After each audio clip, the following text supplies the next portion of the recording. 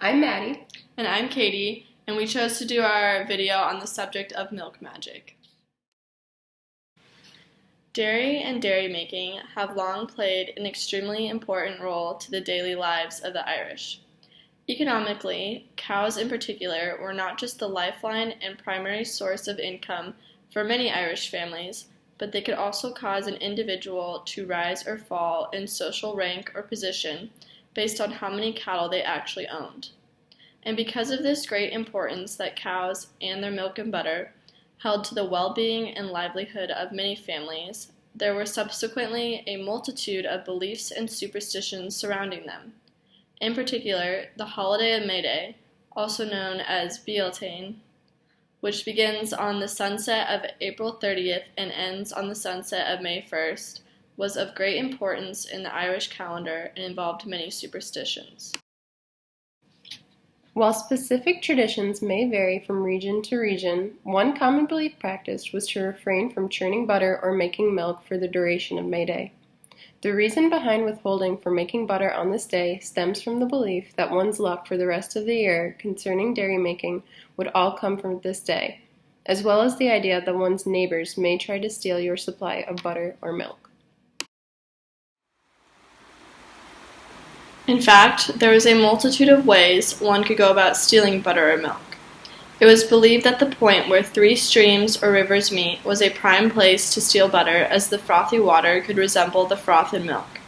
A person would take this froth from the top of the water while repeating, "All for myself and none for the rest of them," in order to get more luck and yield more butter that year.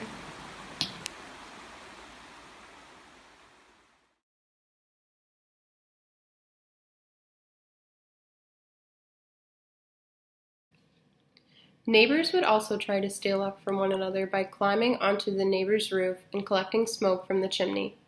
Further, old women would even sweep the road in the direction of the house to bring any luck to the home for good butter.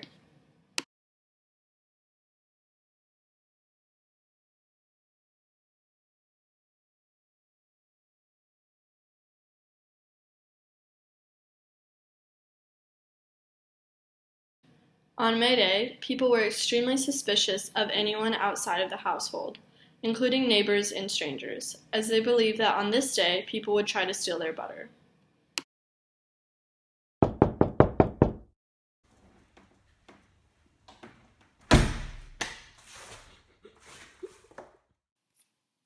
The churns shown in pictures here are the kind of churns that were used to make butter by Irish dairy makers.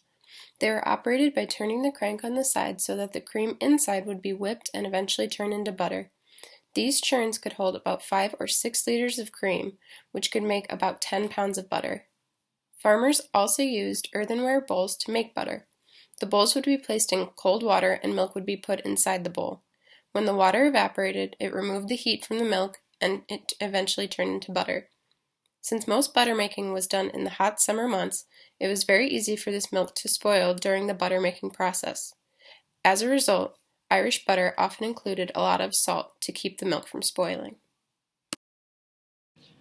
Beginning in the 1890s, individual Irish dairying began to die out as dairying gained momentum in other countries. Ireland had long been Great Britain's main supplier of butter, but Ireland's heavily salted butter began to lose favor to the fresher, factory-produced butter from other countries.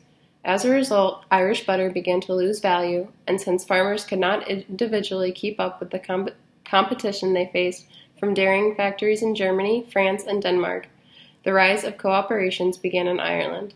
The Irish Agricultural Organization Society was created in 1894 as the first cooperative which aimed to industrialize Ireland's dairying.